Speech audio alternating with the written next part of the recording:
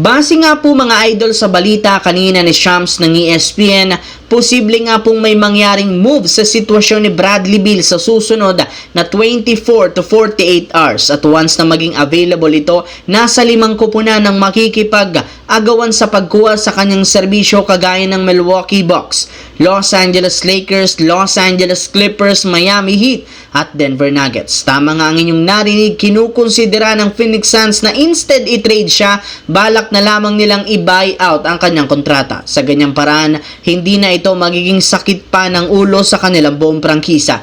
Ngunit hindi rin naman yan magiging madali dahil nagiging tuso rin naman ang kampo ni Bradley Beal na kasalukuyang humihingi ngayon na bayaran sila ng $20 million para pumayag lamang sa buyout. Hindi basta-bastang mag-a-agree si Beal sa naisip na ideya ng Suns since meron nga itong no trade clause kaya kailangan nilang magkasundo sa isang deal para matuloy ito. Samantala, ilang araw mula nang gumawa ng move ang mga team simula NBA draft hanggang free agency, opisyal na nga pong inanunsyo ng NBA sa unang pagkakataon na nakagawa na ang mga teams ng 7-team trade kasama ang Houston, Phoenix, Lakers, Hawks, Brooklyn Nets, Golden State at ang Minnesota. Dito nakuha ng Houston ang isa sa pinakamagaling na player na available ngayong offseason, sina Clint Capela, Dorian Finney-Smith, Kevin Durant. Sa loob lamang ng isang trade, 3 agad ang nakuha nila.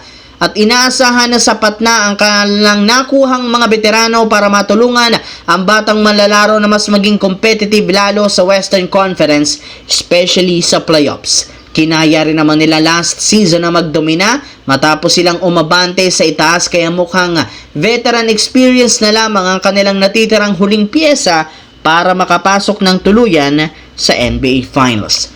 Samantala, matapos ang ilang araw na pagsagawa ng move ng Los Angeles Lakers sa free agency at maging sa trade market, opisyal na nga ito ngayong araw. Una nga po sa mga nakumpleto nilang transaksyon ay ang pagpapapirma sa mga bagong manlalaro na nakuha sa market katulad ni na Jake LaRavia na susuot ng number 12 jersey at si DeAndre Ayton na number 5 naman. Pareho rin naman silang excited na maglaro para sa team next season since pinangako na mga ito magkakaroon sila ng malaking impact. Bukod dyan kay Ayton, pumirma rin naman ng bagong kontrata ang backup center na si Jackson Hayes kung saan magkakaroon ito ng no trade clause, meaning wala silang totally control sa kanya. Sa ngayon, 3 player pa lang ang nakukuha ng team, ngunit inaasahan na madadagdagan pa ito sa mga susunod na linggo hanggang sa makumpleto nila ang kanilang official lineup at official roster na gagamitin next year at sa susunod na regular season para umabante